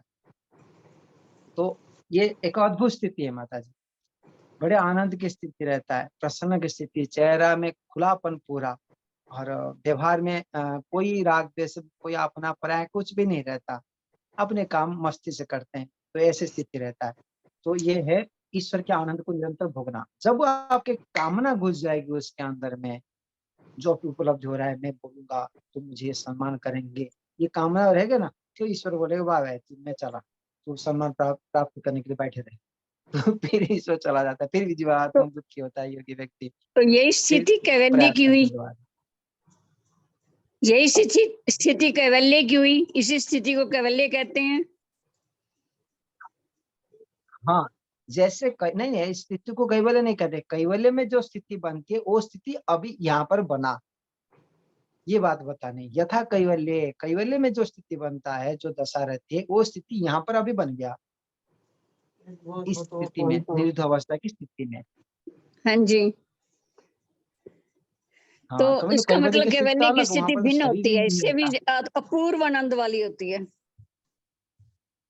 हाँ, उसमें शरीर नहीं रहता, उसमें कोई भूख प्यास नहीं लगता इसमें तो भूख भी लगेगा और दुखी नहीं होगा। हम निश्चित। सत्य प्रति जिसे वाद विवाद करते, कभी बातचीत होती थी ना आमने सामने, तो अरे वाह! उन बातों के उत्तर में ऐसे आभास होता था जैसे वो हमें किसी और ही दुनिया में ले जा रहे हैं। सही बात है। और उनकी बातों में बड़ा आनंद आता था और ऐसे लगता था जैसे वो आमने सामने हम बात कर रहे हैं ना, तो वो हमें किसी और दुनिया की सैर करा रहे हैं। बड़ी आनंदमयी दुनिया है। सही पता नहीं बात है। वो साधारण शब्दों से बात करते थे, लेकिन हमें बड़ा आभास होता था ऐसा। हुँ। धन्यवाद आचार्य जी, बहुत सुंदर उद्बोधन, आप बहुत शास्त्री उत्तम, जी, ज्ञानमय उद्बोधन था। पूरा समय जो है लोगों ने अपने साथ साथ में ले लिया है, आपके लिए केवल 1 मिनट बचा है। 1 मिनट हाँ, आप क्या करें, अब समय आज हो ही गया, 9:30 बज गए हैं जी। ध्यान दें, मैं कुछ बातें सब पूछता हूँ। जी। अभी दूसरा सूत्र, जिसको तीसरा सूत्र कह लीजिए, सदा द्रष्टु स्वरूपे अवस्थानम, उसके पहले योगश्चित्त वृत्ति निरोधः, हाँ, चित्त की वृत्ति का निरोध ही योग है। चित्त हाँ। और फिर मन दोनों यदि एक है तो अंतःकरण चतुष्टय जो कहा गया है, इसमें आप किनको किनको लेंगे? वहाँ पर चित्त और मन को ही अंतःकरण चतुष्टय कहा गया है। तो 3 दोनों को एक सत्ता साथ को छोड़ेंगे तो 3 ही होगी ना फिर, मन बुद्धि चित्त अहंकार। यही तो वहाँ पर अंतःकरण चतुष्टय जो कहा जाता है, जो कर्म के आधार पर इन 4 कर्म वाला अंतःकरण होता है, इसलिए अच्छा। 4 नाम से विवेचन किया गया है। तो परंतु सत्ताकार में 3 है, क्योंकि ऋषि मुनियों ने स्वामी दयानंद सरस्वती भी जो सूक्ष्म शरीर में मन को ही एक लिए हैं और मन और अंतःकरण चित्त का एक है, ऐसे प्रमाण भी कई जगह में आता है महर्षि दयानंद जी के ग्रंथ में। तो इसी कारण से अंतःकरण और अंतःकरण के अंतर्गत 4 होते हुए भी सत्ताकार में 3, काम आकार में 4, ऐसे समझ दूसरा है, चलिए दूसरा है तदा द्रष्टु स्वरूपे अवस्थानम, इसमें षष्ठी एक वचन का प्रयोग किया गया है। इसलिए यदि हम अपना परमात्मा दोनों को जोड़ते हैं तो फिर इसमें षष्ठी द्विवचन का प्रयोग ऋषि को करना चाहिए। इसका मतलब हम यदि दृष्टा हैं तो या तो या आत्मा है या परमात्मा है, लेकिन वेद में परमात्मा को ही दृष्टा माना गया है, आत्मा को भोक्ता माना गया है। इस योग दर्शन में हम आत्मा को भोक्ता कहें कि परमात्मा को दृष्टा कहें या दोनों को दृष्टा कहें, ये थोड़ा सा समाधान की आवश्यकता है। धन्यवाद। मैंने इसे ये शंका होगी, मुझे पता था। चलो कोई बात नहीं। दृष्टु यहाँ पर देखने वाला अर्थ है। तो जो अभी जो अनुभव करने वाला प्रकरण चल रहा है, ये आत्मा के प्रकरण चल रहा है। योगाभ्यास आत्मा कर रहा है। ईश्वर के प्रकरण बिल्कुल ना दूसरे सूत्र में कहे ना भाष्य में कहे, ईश्वर शब्द आया भी नहीं है। तो इसलिए यहाँ पर ईश्वर को हम लेना तो जरूरी है, नहीं तो समाधि की सिद्धि होती भी नहीं है। क्योंकि पहले बता दिया आत्मा को जानना, तो आत्मा को जानने के बाद असंप्रदाय समाधि को जानना मतलब ईश्वर को जानना है। परंतु विषय चल रहा है कि आत्मा के विषय में। निरुद्ध अवस्था कौन करता है? आत्मा करता है। और आत्मा का स्वरूप, अपना स्वरूप स्थित जानेगा तब वो मैं अनुभव कर रहा हूँ, ये बुद्धि में रहता है। ये सत्य है कि जब किस चीज को अनुभव करता है, वो एक ही चीज को आत्मा अनुभव कर पाएगा एक समय में। दोनों स्थिति है। हाँ, पुनः एक स्थिति में ही है, जो स्थिति में और कोई विचार से रहित है, अन्य विचार से रहित है। तो एक ही विचार में आत्मा को मैं जानूं, ये स्थिति इच्छा नहीं होगा तो आत्मा का स्वरूप नहीं रहेगी। तो इच्छा प्रयत्न तो है, लेकिन वो संस्कार रूप में अब तरफ से आत्मा का सीधे सीधे मिल रहा है। तो दोनों स्थिति विद्यमान है। ये कई विद्वानों का ये चर्चा रही है कि यहाँ पर आत्मा माने, ईश्वर माने कि दोनों माने। अंतिम में जो गुरुजनों ने निर्देश दिए, जो अनुभूति कर्ता वाले ने निर्देश दिए, यहाँ हमने जो स्वरूपों में, इसको दृष्टु स्वरूप में हमको दोनों लेना ही उचित रहेगा। तो ये जो गुरु परंपरा से हमारे को प्राप्त होता है, जीवात्मा और परमात्मा लिया जाता है। अब आगे जो एक वचन रूप दिया गया है, एक वचन में हमने अर्थ कर लिए कि दृष्टा, देखने वाला। फिर हम बुद्धि में दो लेंगे। हम यहाँ थोड़ी कह रहे हैं कि जीवात्मा और परमात्मा, ये बात है। व्याकरण दृष्टिकोण से तो दोष नहीं है। ऐसा संदेह तो आगे नहीं हो जाएगा कि अद्वैतवाद सिद्धांत पुष्ट हो रहा है, क्योंकि अद्वैतवादी अद्वैतवादी सिद्धि, जबकि हम त्रैत को मिलते हैं। हाँ, वो भी हो जाता है। इस शब्द का अर्थ अभी भी अपने योग दर्शन जो आर्य जगत में मिलता है, इस शब्द का अर्थ को भिन्न भिन्न किया गया है, और पौराणिक ग्रंथों में तो केवल ईश्वर है, तो वहाँ तो जीवात्मा मानते ही नहीं है, तो ईश्वर भी मानते हैं। चलिए, आचार्य जी को बहुत बहुत धन्यवाद, बड़ा अच्छा आपने विवेचन किया है, और योग दर्शन पर पहले भी आपका व्याख्यान हुआ है और आज भी व्याख्यान सुनकर हम सभी कृत्य हुए हैं। बहुत बहुत धन्यवाद, साधुवाद। और जिनके प्रश्न रह गए हैं उनको कल मौका दिया जाएगा पूरा पूरा। जी, चलिए, धन्यवाद। आइए शांति पाठ। ओम शांति शांति शांति राधा शांति रौद्रय शांति वनस्पतय शांति विश्वेय शांति शांति सर्वभौ शांति शांति रेव शांति शामा शांति रेति ओम शांति शांति शांति।